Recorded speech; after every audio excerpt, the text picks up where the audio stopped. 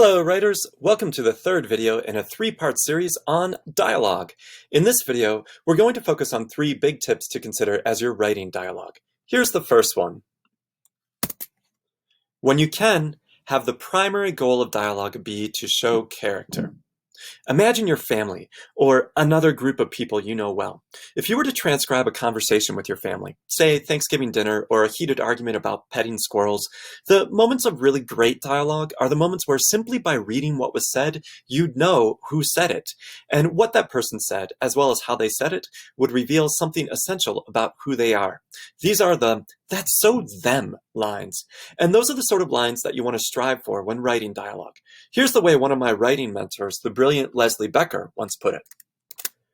Bad dialogue explains, good dialogue reveals, great dialogue reveals more than the characters themselves are aware of.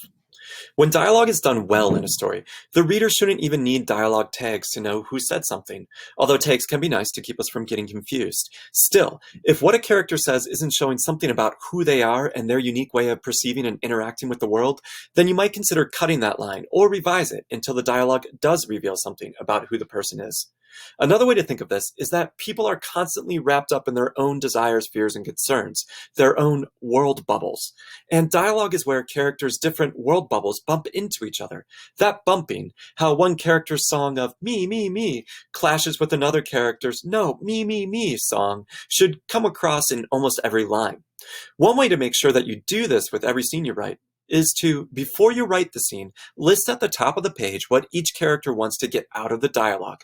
And these should be very different ones, because as we saw in a previous video, having two characters want the same thing is boring.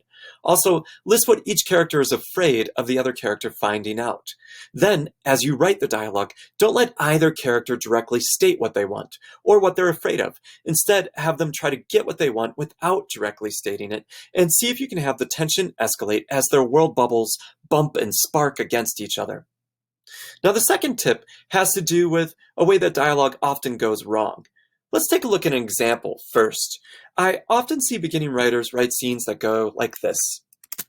My mom would always say something like, "I didn't raise you to dress like that." Then I'd reply, "This is how girls dress now, Mom. There's nothing wrong with it." She'd sigh and shake her head. "Where did I get you from?" "Walmart," I'd say. But I've grown up since then. Okay, now even though this is a cliche conflict, the spoken parts aren't bad. They suggest the different characters and different desires. However, you might have noticed reading this that it was hard to feel like you were fully experiencing the scene. The reason why is because it's happening in general time, in a nebulous past signified by phrases like "would always" and "I'd reply." I think that the reason why this happens a lot is because writers often want a scene to represent something more than a moment. They want the scene to show how characters often were, or what their relationship was usually like. But things don't happen in general time. They happen in specific moments. So here's the second tip. Dialogue often works best when it's rooted in a specific moment rather than in general time or general circumstances. For instance, if we were to revise that scene by taking out the "would always say" and "I'd reply" and instead rendering a specific moment, we might get something like this. Mom stopped me before I was able to slip the car keys out of the kitchen drawer. I didn't raise you to dress like that. This is how girls dress now, Mom. There's nothing wrong with it. She sighed and shook her head. Where did I get you from?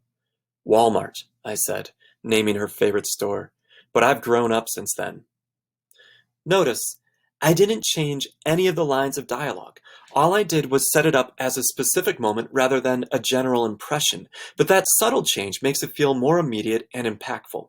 If you're having trouble getting into a scene, ask yourself, is it because you're trying to have the scene represent something general rather than a specific moment that the reader can inhabit?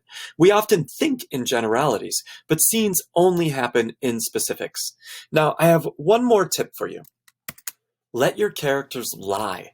What we lie about often reveals what we care about and what we're afraid of other characters finding out.